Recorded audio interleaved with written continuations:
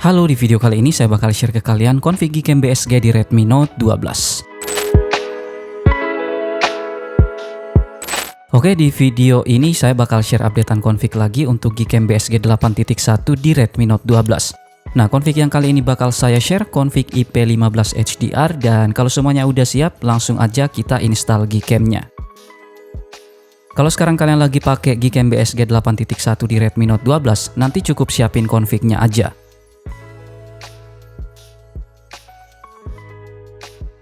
Kalau Gcam-nya udah terinstall, langsung dibuka aja dan lanjut kita pasang config-nya. Di Gcam-nya ini langsung tap 2 kali bagian hitam ini, cari folder tempat simpan config-nya, dan kalau udah ketemu langsung di tap aja.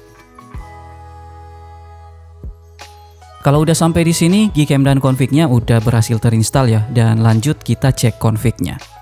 Gcam BSG 8.1 ini udah pernah kita bahas untuk Redmi Note 12 ya. Dan udah ada beberapa config yang udah kita buat untuk Gcam dan HP-nya.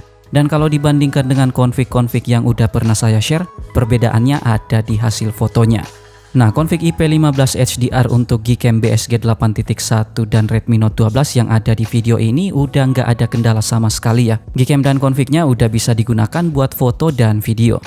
Mode utamanya udah nggak ada kendala, nggak ada bug AWB, HDR Plus-nya work, dan masih banyak lagi.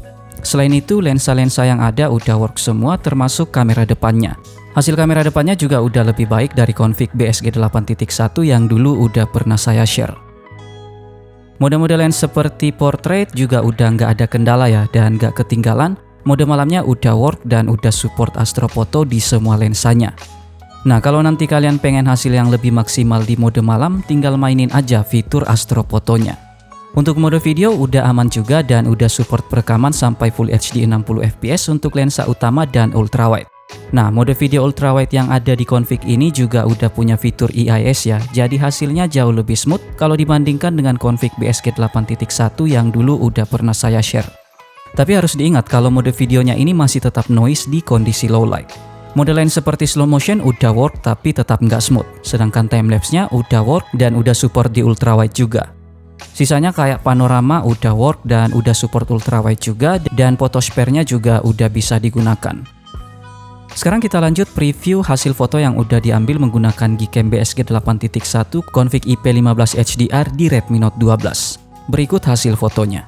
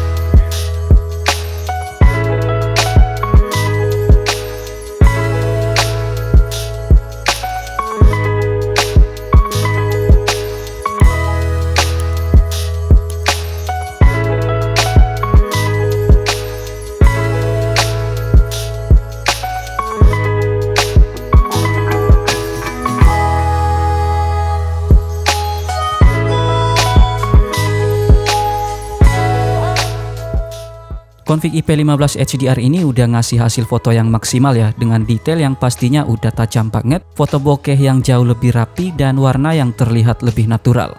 Untuk urusan dynamic range udah bagus, ditambah lagi shadow dan highlight yang gak over dan masih terekspos dengan baik.